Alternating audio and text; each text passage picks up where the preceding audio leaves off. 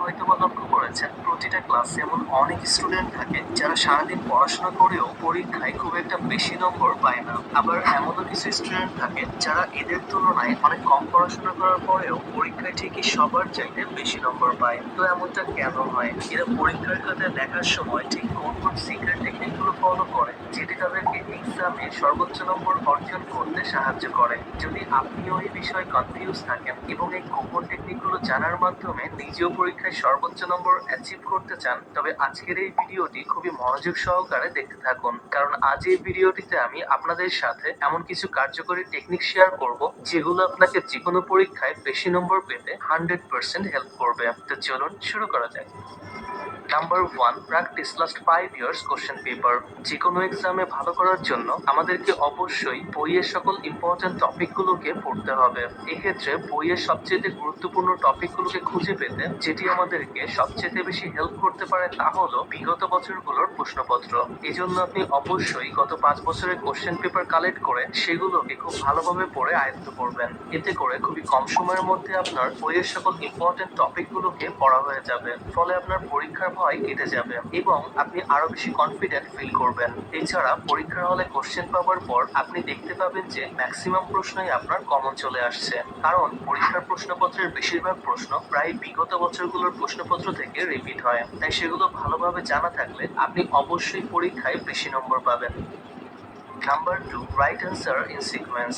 আমাদের মধ্যে maximum student পরীক্ষার খাতায় প্রশ্নের উত্তরগুলোকে সিকোয়েন্স মেনটেন করে লিখি না এবং যখন যে প্রশ্নের উত্তর লিখতে মন চায় তখন সেটাই লিখি। অর্থাৎ আমরা 1 নম্বর প্রশ্নের উত্তর না লিখে অনেক সময় 3 নম্বর লিখি, এরপর 6 নম্বর, তারপর আবার 2 নম্বর। তবে এভাবে লেখা একদমই উচিত নয়। কারণ আপনি একটু ভেবে দেখুন, আপনি যদি এক্সামিনার হতেন আর এরকম একটা খাতা যদি আপনার কাছে আসতো, আপনার কি সেটা চেক করতে ভালো লাগতো? নিশ্চয়ই না। তবে পরীক্ষকের কিভাবে সেটা ভালো লাগবে?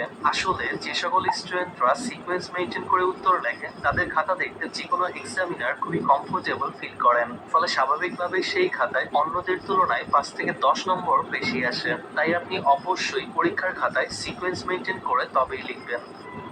পরবর্তী পয়েন্টে যাওয়ার আগে আপনাদের জন্য একটা সুখবর আছে, আর তা হলো এখন থেকে আপনি চাইলে ঘরে বসে অনলাইনের মাধ্যমে সরাসরি আমার কাছে গণিত প্রাইভেট পড়তে পারবেন। আপাতত আমি ক্লাস 6 থেকে 10 পর্যন্ত স্টুডেন্টদেরকে পড়াবো। আপনাদের সুবিধার কথা চিন্তা করে মাসিক ফি রাখা হবে মাত্র 300 টাকা। সপ্তাহে 3 দিন আমি নিজেই লাইভ ক্লাস নেব। তাই ভর্তি হতে এই হোয়াটসঅ্যাপ নম্বরে এখনই মেসেজ করুন।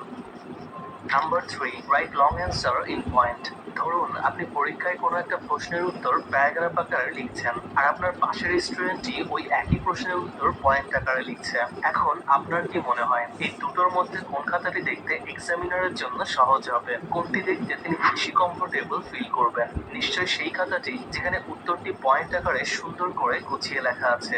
আসলে যেসব খাতা চেক করার সময় পরীক্ষক বিরক্ত হন সেসব খাতায় নম্বর কম আসার সম্ভাবনা কিন্তু অনেকটাই বৃদ্ধি পায়। তাই আপনি অবশ্যই চেষ্টা করবেন উত্তরগুলোকে যতটা সম্ভব পয়েন্ট আকারে লেখার। তবে প্রশ্নপত্রে এমনও কিছু প্রশ্ন থাকে যেগুলোকে চাইলেও পয়েন্ট আকারে লেখা যায় না। এক্ষেত্রে আপনি সেগুলোকে প্যারাগ্রাফ আকারেই লিখবেন। তবে পরীক্ষার খাতায় বেশি নম্বরের প্রশ্নগুলোকে পয়েন্ট আকারে লিখতে পারলে সবচেয়ে বেশি ভালো হয়।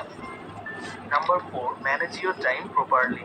আমাদের মধ্যে অনেকেই কম নম্বরের ছোট ছোট প্রশ্নগুলোকেও অনেক সময় বিস্তারিত এবং বড় করে লিখি। এতে করে নম্বর বেশি না আসলেও সময় কিন্তু ঠিকই নষ্ট হয়। কারণ যে প্রশ্নের জন্য মাত্র 1 নম্বর বরাদ্দ আছে সেটির উত্তর আপনি যতই বিস্তারিত লেখেন না কেন সেখানে কিন্তু আপনি কোনোভাবেই বেশি নম্বর পাবেন না। তাছাড়া এগুলোতে বেশি সময় দিলে যে প্রশ্নগুলো বেশি নম্বরের এবং যেগুলোতে বিস্তারিত বড় করে উত্তর লেখা প্রয়োজন সেগুলো লেখার জন্য আপনার হাতে পর্যাপ্ত সময়ও থাকবে না। ফলে উত্তর জানা থাকা সত্ত্বেও আপনার পরীক্ষায় নম্বর অনেকটাই কম আসবে। তাই আমাদের উচিত প্রশ্নের উত্তরগুলোকে ঠিক ততটুকুই লেখা যতটুকু প্রশ্নে জানতে চাওয়া হয়েছে। তাছাড়া যে প্রশ্নগুলোর জন্য 1 নম্বর বরাদ্দ রয়েছে সেগুলোকে সর্বদা এক লাইনেই লিখবেন। আর বেশি নম্বরের প্রশ্নগুলোকে নম্বরের ভিত্তিতে বড় করে লিখবেন। এভাবে লিখলে আপনি অবশ্যই পরীক্ষায় বেশি নম্বর পাবেন।